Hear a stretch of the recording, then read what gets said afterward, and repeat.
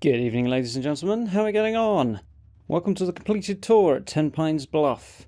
So, the idea behind this particular build was that if the Commonwealth is being approached from the north, there are two main ways to do that, or two easy ways to do that, as the terrain up here is rather rugged. One of those obviously being down the coastline. The other one is down the railway track, just down below here to the right. So, I figured this would be a good place to turn into a fort for the Minutemen to keep an eye on this northern approach. So, went for a very, very rustic look, an approach I haven't used in a while. I've gone for almost totally bespoke walls here. So we'll take a bit more of a look in more detail at that. If there's anything you want to see specifically, of course, there's a full build series as well, so you can take a closer look at specific parts of the build. Taking a quick scoot around, I've got one of the buildings there incorporated into the back wall. That's actually where the destroyed house here at Tenpines actually was. Coming on round, guard towers in the corner. Got Minuteman guards all around the place, keeping an eye out.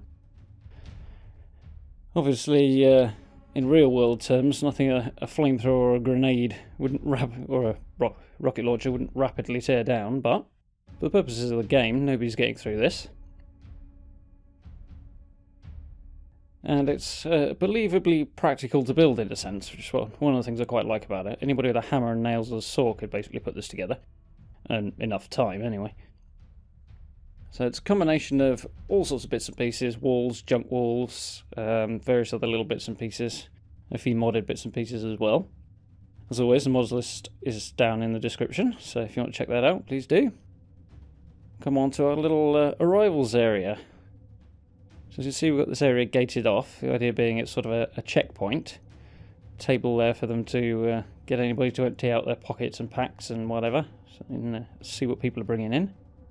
Got a spotlight so see what's going on. And a little bit of storage as well. And through the chain link gate.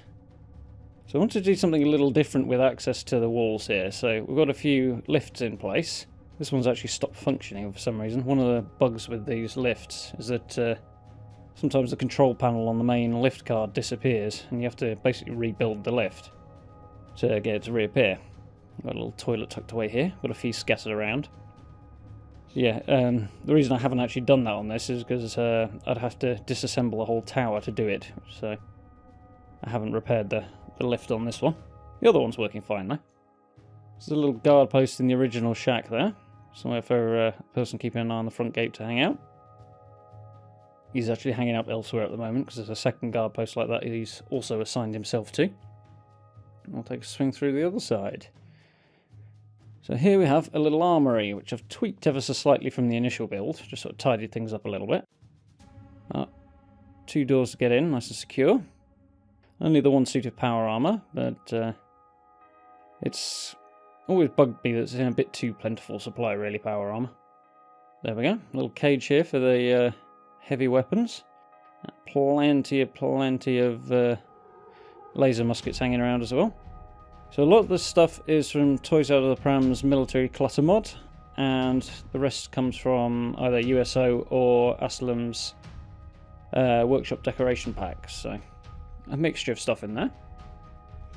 Take a swing out and have a look around the walls. So this is the first guard tower I built. So a nice easy way to access the walls. A guard hanging out here. I've actually just placed guards direct from USO here. So you can basically pick them for any faction you like and then store and replace them until you get a model you like as well. So that works quite well. But if you approach them, you do find they turn around and stay turned around, which is unfortunate. To manually place them back. There you go, you can see the control panels missing there.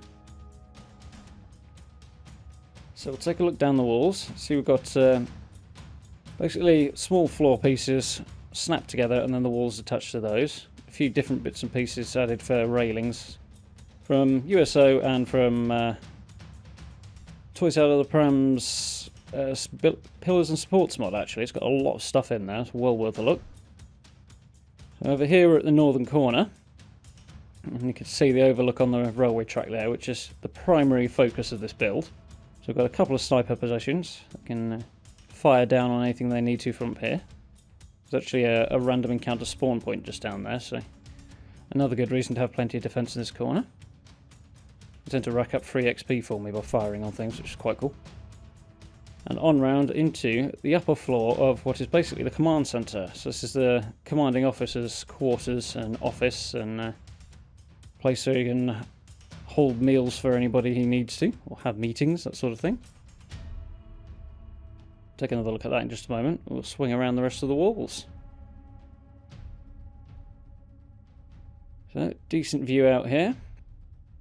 Okay, we've got a few more bits and pieces down here from Toys Out of the Prams mod. As you can see, there's differently angled pieces there that mix up the options a little bit, which is always good.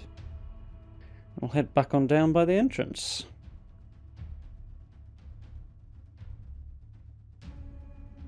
And move on through into the main settlement. So the first big thing you'll notice through here is that these wooden floors I've put through the whole settlement. They're a bit all over the place in a sense, because the ground's obviously not even. And I've built around the buildings after I built them. It's easier that way, but still not really easy. Most things snap in and can be positioned okay, and you can use the little staircases to get height elevations on as well, and then snap to the stairs, which is handy.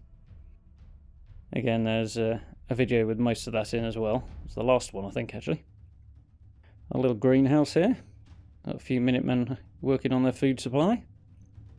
Relatively basic, but I like the look. I tried something more complex, but it looked awful, so we went back to the simple one. Neat, tidy, and efficient. There we go. We've got a few benches and the fire barrel there on the right, because that's where Lucas Miller likes to hang out when he pops by. And his caravan guards, so they'll actually use those benches, and it looks better than having them just sat on the ground. A little bit more permanent. So, in here we have a sort of recreation space, officer's mess, that sort of thing. It's a bar. Unfortunately, that guy's standing on a vendor rug that obviously doesn't say which way's the front, and clearly it's not the way around I put it. So there we go. I will get around to tweaking that. It did make me laugh a bit, though. Easy fix, but, you know, you don't find out till afterwards. So in here we have a little canteen, sort of eating place, I suppose, for various Minutemen stationed here. Plenty of room at the back there to cook with. No food on display at the moment, because actually most of it's a ridiculously proportioned size, so it just looks stupid when you put it out. But we'll have to assume we're between meal times at the moment. And we'll come back on out here. So that's the front of the command centre. We'll take a look at that in just a moment. One of the things that I do like particularly about this is that there's a lot of ways of traversing this settlement. There's a lot of different height elevations, a lot of ways of moving around, a lot of walkways. Bit of storage and a couple more toilets there. And I really like that there's so many ways to get about the place, because it's sort of a maze kind of feel, but also kind of its own character and life, I think. So pretty fond of how that turned out. So swing back around the side and have a look upstairs, wherein we have our bunkhouse. Nice view out over the rest of the settlement from the top here. And this lady's very helpfully opened the door for me. So, relatively simple. Just a foot locker and a bed each. Nothing too complicated, but figure it's not a permanent station. It's the Minutemen are, after all, drawn from the population, so I'll probably do rotations here. But comfortable, sheltered. You can be in a far worse situation in the wasteland, to be fair. So, a couple of water condensers over there. They're variations on water purifiers that are tweaked by USOs so that you can place them on land and they don't have to be in water.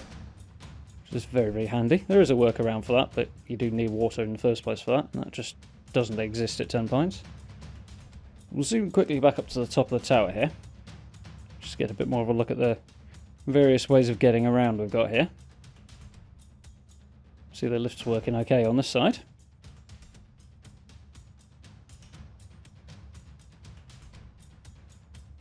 Hit that button, which is easier said than done with the HUD switched off. There we go, back down to the ground. Unfortunately, because everything's bespoke, the heights don't quite match up, which is why we've got stairways there, but as I say, I quite like it. It's plenty of character. And before we dive into the command centre, let's take another quick look at the outside. It's built off the frame of the house that was already here, the destroyed house. And it's sort of shored up to make a military-looking structure. A little bit of rug glitch going on there to close up a few gaps and make things look a little bit more interesting. And we'll progress inside. A little bit of area to do some work there, some communications equipment. Nice strategy planning table in the centre there with a few bits and pieces around it. And the staircase that takes us up to the CO's quarters and the walls as well. We've got a bed here, a few bits and pieces, a desk for the CO, some storage. Very, very heavily Minuteman themed decoration, but it's meant to be a Minuteman outpost, so we'll make our way back outside. So this building here has gone through a couple of little changes, but it's originally based off the cages in Nuka World in Safari Adventure. That's the bare frame, and then it's obviously shored up from there. But it's our little brig stroke prison. A little shelter up here for any guards that need to hang out on the roof. Just keep the weather off them there. And that gives it a little bit more shape as well, a bit more character. And I haven't done my research, so I can't tell you who made the suggestion, but it was one of my wonderful commenters, so thank you very much to whoever that was. I do apologise for not looking your name up in advance. The little guard post on the outside there is from Aslam's Junk Wall mod. It's just dropped straight in. It's a little hard to get access to, but it's more there for character than anything else. We'll take a look around.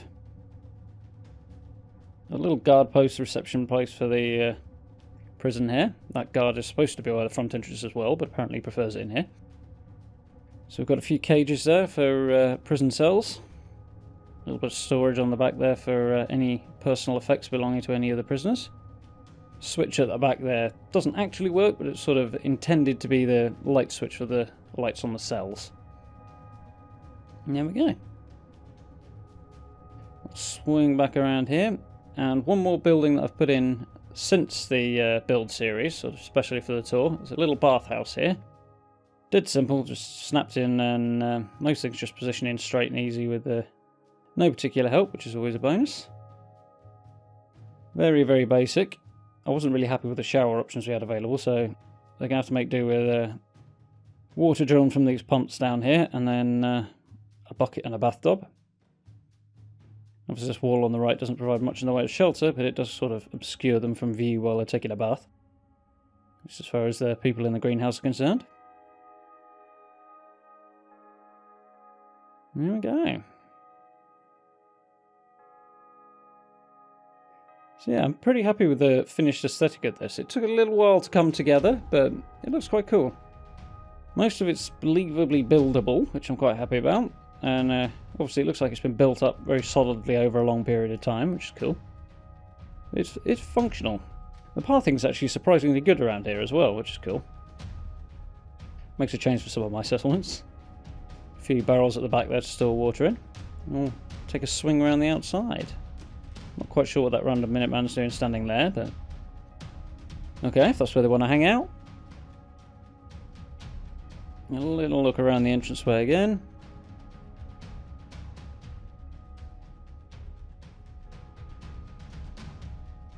Well, stick our head back out the front door. So one of the major things you may notice is that I've recently disabled my greenery mod. Because basically I was getting tired of it, but it was also dragging my frame rate down in quite a few areas as well. And big builds like this do that quite well enough on their own, thank you very much. So, there we go. A view over the standard Commonwealth from here. It's not a bad view really, that's quite a long way from up here, which is cool. And there we go. Tenpines Bluff Fort. So thank you very much for watching as always. I do hope you enjoyed. If you did, you know what to do by now. And if you did like the video and would like to support the channel a little more directly, there's some options down in the description for you. You can become a sponsor over on YouTube Gaming. And do pop over and see me on Twitch as well for live streaming that I've been doing a lot of lately as well. For now, thank you very much for watching. I will be speaking to you all very, very soon.